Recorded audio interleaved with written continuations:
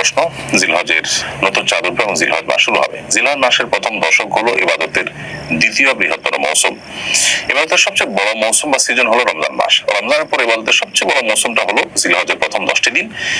এই 10টি দিনে আমল করা আল্লাহর কাছে যে কোনো সময় আমলের চাইতে প্রিয়। নবী সাল্লাল্লাহু আলাইহি ওয়াসাল্লাম বলেছেন, সহিহ বুখারীতে বর্ণিত হয়েছে, মা মিন আইয়ামিন আল আমালুস সালিহ ফিহিন্না আহাব্বু ইলাল্লাহ মিন হাযিহিল আইয়াম। জিলহজের প্রথম দশকে আমল ইবাদত করলে এটা আল্লাহর কাছে যতটা প্রিয় হয়, অন্য কোন সময় আমল ইবাদত করলে সেটা আল্লাহর কাছে এত প্রিয় হয় না। এই জন্য এই দিনগুলোতে বিশেষভাবে আমাদের আমলের প্রতি মনোযোগ দিতে হবে। স্পেশালি জিকির বেশি বেশি করার পরে কোরআন সূরা তওবাতে আল্লাহ নির্দেশ করেছেন।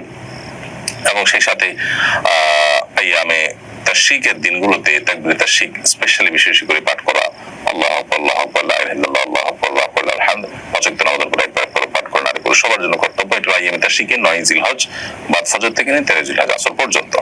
আর এর বাইরে জিলহজের 10 দিন জুড়েই ঘন ঘন বেশি বেশি করে তাকবীর তাশরিক বেশি বেশি করে পাঠ করা এটা সুন্নাহ। এবং সেই সাথে এই দিনগুলোতে আপনার নফল রোজা রাখা, প্রথম 9টা দিন নফল রোজা রাখার পরেও আপনার বর্ণিত হয়েছে, গুরুত্ব আরোপ করেছে।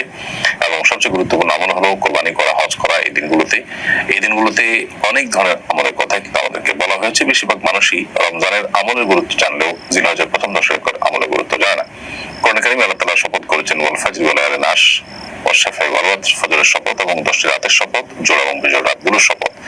এই আয়াতের ব্যাখ্যায় বিশ্ববিখ্যাত তাফসীরকার ইবনে আব্বাস রাদিয়াল্লাহু তাআলা আনহু বলেছেন, এখানে মূলত জিলহজের প্রথম 10টি রাতের কথা আল্লাহ তাআলা ইঙ্গিত করেছেন, শপথ করেছেন। তার মানে এই 10টি রাতের গুরুত্ব এবং মর্যাদা আল্লাহর কাছে এত বেশি যেগুলোর নামে আল্লাহ তাআলা শপথ করেছেন।